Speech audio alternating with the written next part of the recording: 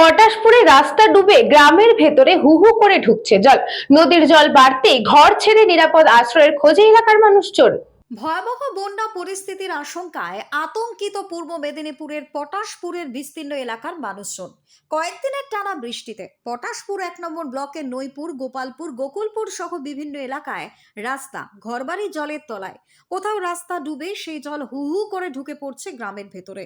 ইতিমধ্যে বহু বাড়িতে জল ঢুকে পড়ায় ঘর ছেড়ে নিরাপদ আশ্রয়ের খোঁজে যেতে বাধ্য হচ্ছেন বাসিন্দারা। চাষের জমি জলের তলায় চলে যাওয়ায় মাথায় হাত পড়েছে কৃষকদের। একদিকে ফসলের ক্ষতির আশঙ্কা, অন্যদিকে বাড়িতে জল। সব মিলিয়ে চরম দুর্ভোগের দিন কাটছে সাধারণ মানুষের। সব থেকে ভয়াবহ পরিস্থিতি তৈরি হয়েছে পটাশপুর বালিচক রাজ্য সড়কে। রাস্তার উপর 1 কোমরেরও বেশি জল জমে থাকায় স্বাভাবিক যান চলাচল কার্যত বিপর্যস্ত। বাধা হয়ে ট্রাক্টর, 4 চাকা কিংবা বাইকে করে ঝুঁকি নিয়ে জল পারাপার করছেন মানুষজন। এই পরিস্থিতিতে যে কোনো সময় দুর্ঘটনার আশঙ্কা রয়েছে। পটাশপুরের টেপরপাড়া এলাকাতেও রাস্তা ডুবে জল ঢুকছে গ্রামের ভেতরে। জল বাড়তে থাকায় আতঙ্ক আরো বাড়ছে নদী এবং নিচু এলাকার বাসিন্দাদের মধ্যে। অন্যদিকে কেলেঘাই নদীর জল হু হু করে বাড়ছে। 2021 সালের ভয়াবহ বন্যার স্মৃতি এখনো পটাশপুরবাসীর মনে তাজা। বছর ঘুরে বর্ষা এলেই নতুন করে আতঙ্ক তৈরি হয়। ফের কি সেই ভয়াবহ পরিস্থিতির পুনরাবৃত্তি হবে? যদিও পরিস্থিতির উপর প্রশাসন এবং সেচ দপ্তরের তরফে নজর রাখা হচ্ছে এবং বাঁধ রক্ষায় বিভিন্ন সতর্কতামূলক ব্যবস্থা নেওয়া হয়েছে, কিন্তু প্রকৃতির সঙ্গে লড়াই করা সহজ নয়। তবুও সম্ভাব্য বিপর্যয় ঠেকাতে প্রশাসনের পক্ষ থেকে সমস্ত রকমের চেষ্টা চালানো হচ্ছে। এই মুহূর্তে পটাশপুরবাসীর একটাই প্রশ্ন, কবে কাটবে জল যন্ত্রণা, কবে ফিরবে স্বাভাবিক জনজীবন? নদীর জলস্তর আরো বাড়লে পরিস্থিতি কোন দিকে যায়, এখন সেদিকেই নজর নদীর পাড়ের মানুষের। দেখুন, বিগত সরকার থাকাকালীন যে কেলেঘাই, কপালেশ্বরী এবং বাঘই সংস্কার হওয়ার কথা ছিল, সেটা সম্পূর্ণরূপে হয়নি, যার ফলে আজকে এই জল যন্ত্রণা পটাশপুরবাসীকে ভুগতে হচ্ছে। আমাদের সরকার 3 মাস হয়েছে আমরা সরকারে এসেছি।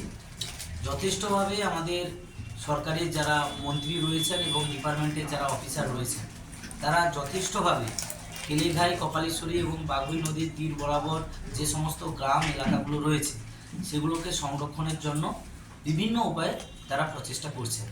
তো আশা করছি, আমাদের বিধায়ক সাহেবও এক্ষুনি আমাদের এলাকায় এসেছিলেন, উনিও আশ্বাস দিয়েছেন যে জল নেমে গেলে যাবতীয় যা করার দরকার কেলেঘাই বা বাঘুইতে, তার সমস্ত রকম ব্যবস্থা আমাদের সরকারের পক্ষ থেকে নেওয়া হবে।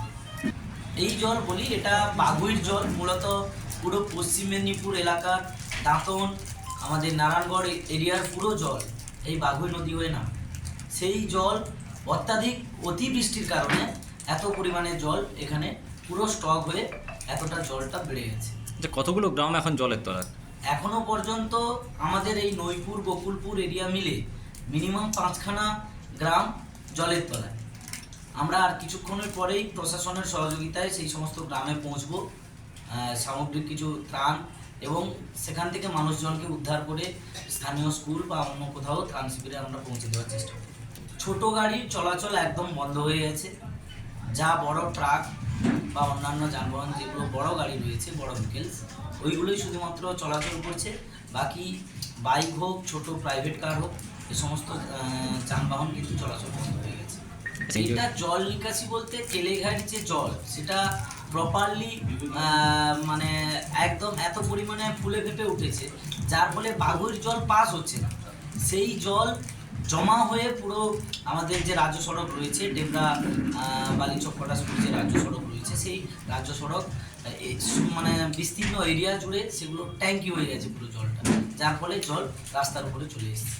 Bureau Report, News Bongo Time. St. Augustine's Day School, Barakpur.